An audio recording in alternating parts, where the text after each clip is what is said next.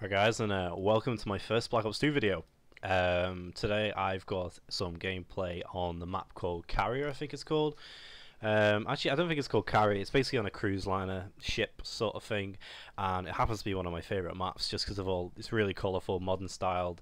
It reminds me a lot of I think it's the map on Black Ops 1 with a bridge. I can't remember the name of it. It reminds me a lot like that because of the windows and the very symmetrical good gameplay.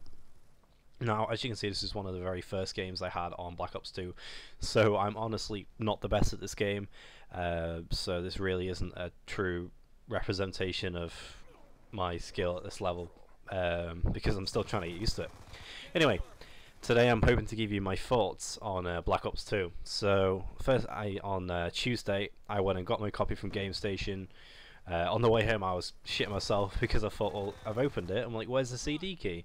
The CD key is normally on the back of the manual, and in this case it was on the back of the Nuketown 25 piece of paper, and it was only 3 blocks long, which is really surprising for a full game. You think it'd make it a bit more secure, but anyway, popped my disc in, installed it, waited half an hour for it to install, which by the way I recommend you do, because downloading 15 to 20 gig is painful if you have a slow internet like me.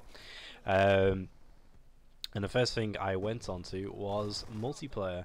Jumped on, started playing some, and multiplayer has actually really surprised me now. In the previous game, Modern Warfare 3, I'm going to be honest, it was absolutely shite, and I figured that out within the first couple of days. The gameplay, pardon me, was unbalanced. It really wasn't fun. The game was dull, the weapons were rubbish, the maps were crap, the spawning was abysmal. But this is really surprised me. Even with Nuketown, it's just the spawning system, they're getting it right. They've implemented this new system into Black Ops 2 where, I got told this by a friend, is if you spawn in a bad location near an enemy, it remembers it, reports it to Treyarch, and then it automatically learns bad spawns and makes sure that nobody has that spawn ever again, which I think is such a good idea compared to the other Call of Duties where you would basically have to put up with it until they decided to tweak it. The weapons at the moment, there doesn't seem to be a really standout overpowered weapon, although some better weapons feel better than others. It depends all on what you want to do. Treyarch have really surprised me the way they have included quickscoping this time. Treyarch are normally completely against quickscoping, and for a change they've actually decided to implement it into their game, which I think is great because it's not being overused. It's still there if people want to do it. I've tried it personally and it's fun as hell. And they've also implemented this new system into a multiplayer that's called Pick 10. So instead of having your normal primary, secondary and free perks, a special grenade and a normal grenade, this time you pick 10. So if you wanted, say, 2 perk 1 slots instead of, say, a concussion grenade and 1 perk 1, then you can get rid of one to sacrifice one of them to get 2 perks in slot 1, so you could have, say, lightweight and cold-blooded on at the same time.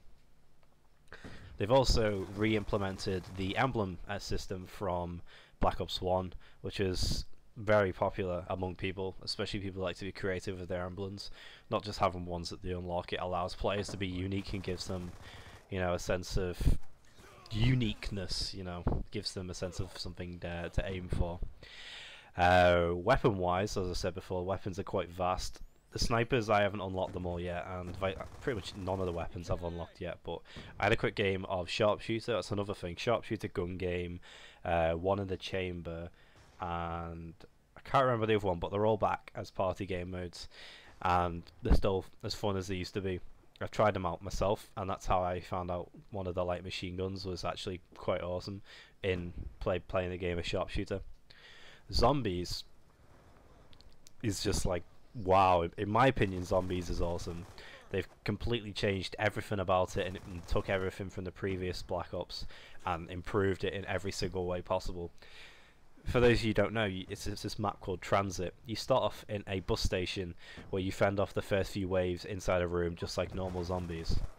But they've added this new system where you can find parts of things around the map and use them to build stuff that will help you throughout your zombies game. For instance, the first thing you build is a turbine, which each player will get once it's built. you can build it on a workbench, which is in every location, and it gives one to every player once it's built, and you can put it in front of an electricity door that hasn't got power yet to open it, which is really cool. But there's 5 different parts of the map, and you can transit there, if you get what I'm saying, on the bus, or you can walk. If you walk, you walk through the fog, and in the fog there's these monsters. I don't know what the name of them are, and I've been completely obliterated them multiple times, and in other words, just stay on the bus and hope for the best.